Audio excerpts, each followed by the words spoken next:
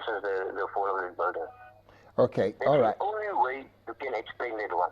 Okay, that's the thought. Go on, please. Structural wise, there is no way. With all that steel in each floor, that building can come down like that with one simple explosion. Okay. Or even one column that may be faulty. Okay, well, we'll Yes. take it that your personal opinion is the aircraft has something to do with this, and the fact that there is a possibility, no matter how remote, but from your thought and your understanding of structural buildings and so on, you feel very strongly that there must have been something that exploded that caused the collapse. Okay, that's your thought. Now, let's move on to the personal issues which I crave your indulgence to ask. What did you see when this happened, and did you get your wife out, or you just rushed out at the first opportunity to come back to find that your wife was still in the building? Please tell us that story. Now, we couldn't, like I said, 3 seconds is not enough for anyone to come to any conclusion about what, when, and how. We always see the wall breaking to the east side, the crack that's continuing up, and then the slabs coming down on top of us. That is 3 seconds, finished. I was discharged from the hospital on Sunday evening, just in time for the last prayer line. And when I was sitting in the prayer line, the prophet came to me, he touched all my wounds, and unbelievably, a miracle happened. My wounds instantly healed by the power of God while I was sitting there. And it's only the Monday that we got permission, we could actually get into the bus and go and visit all the hospitals. We went to all the hospitals, and in the hospitals I didn't find my wife. And they were already busy removing the last, by Tuesday they were removing the last rubble and so forth from the scene. And that brings me to the conclusion she can only be in the mortuary. After that we go to the mortuaries, and at the first mortuary that we gone to, I think it was Monday or the Tuesday night, I can't recall, the bodies were still lying on the floor. The yellow bags and the white bags. The white bags, it means that they already been washed and balm or whatever the case may be. They just have to go into the fridges, and the yellow bags they still need to get washed as they came from the scene. So we couldn't they didn't allow us to then look at the bodies because of the smell. So we went back. And the next day we went to another mortuary where we then look at the bodies. I'm telling you, it was really another adventure I wasn't ready for, because most of the bodies were disformed. Their heads were swollen up, their lips is flat, everything, the eyes is out, knocks on the head, lots of stuff. It was very traumatic, and some of the people actually ran out. And because of that, we decided that we're not going to go and identify it any further.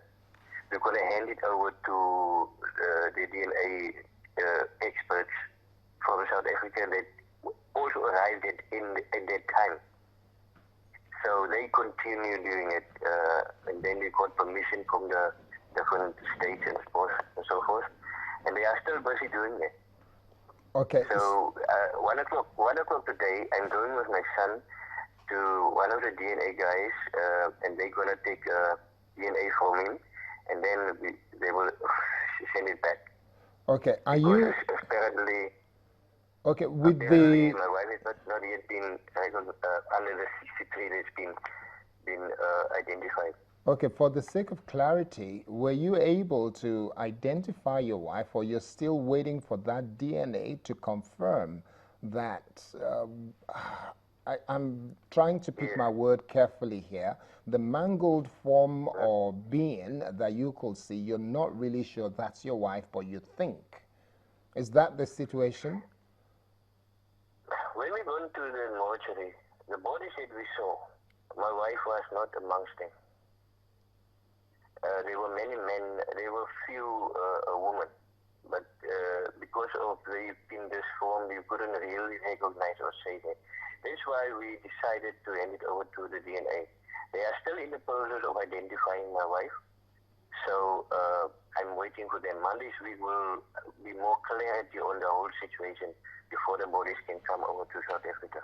Okay. Are there more bodies that are yet to be identified, or is there a situation where South Africans feel that there are more bodies under that rubble that's not being discovered yet because they seem to have been declared missing? Listen, the rubble is being removed. Okay. There is not one single body or even one bag. But that we also was in the building because we were sleeping on the second and third floor. Not even one bag. They have made thoroughly sure that every single, even ID document or phone or whatever has been taken out of that and been placed on a platform where you can go and see what is your stuff and so forth. Oh. So every single body has been removed to the mortuary. When it's dead, to the mortuary, is still alive, to the hospital.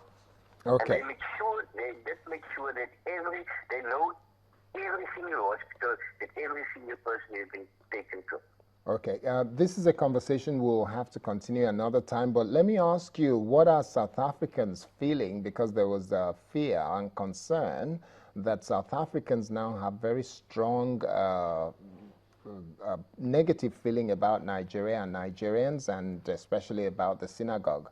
Is this true? And can you tell us what South Africans are feeling about Nigeria and the Synagogue Church of All Nations?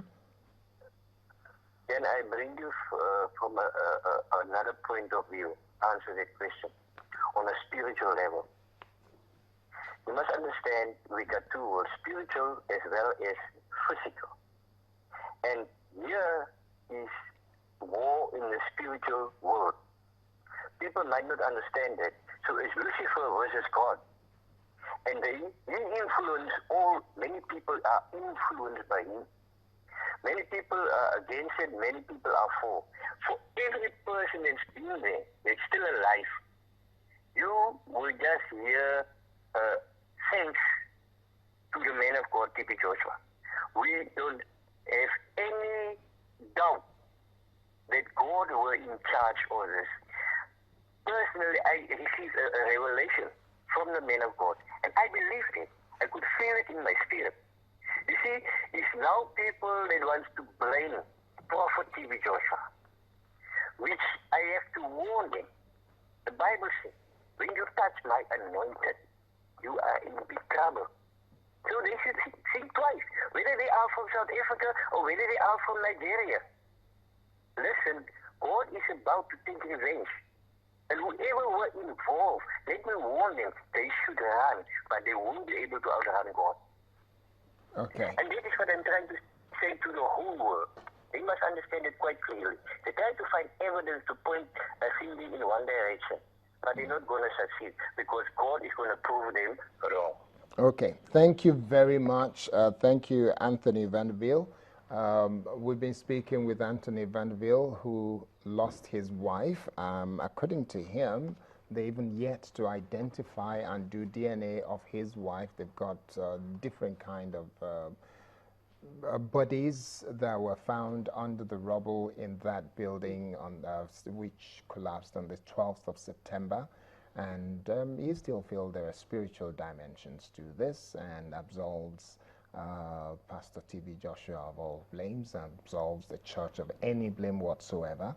But at the end of the day, from what he said, it looks like he believes, and possibly some people also believe, that there must have been some kind of untoward activity that has led to that building collapse, but not a structural defect. So, talking about identification, the Lagos State Ministry of Health has started the identifying the bodies, and so families will have to come with some kind of maybe ID card and pictures and things to not show. just pictures, you know, if they have records of dental records, and so that, you know, this identification of these bodies can be fast-tracked. And talking about when this interview was going on, he said something about people pointing hands at the structure of the building.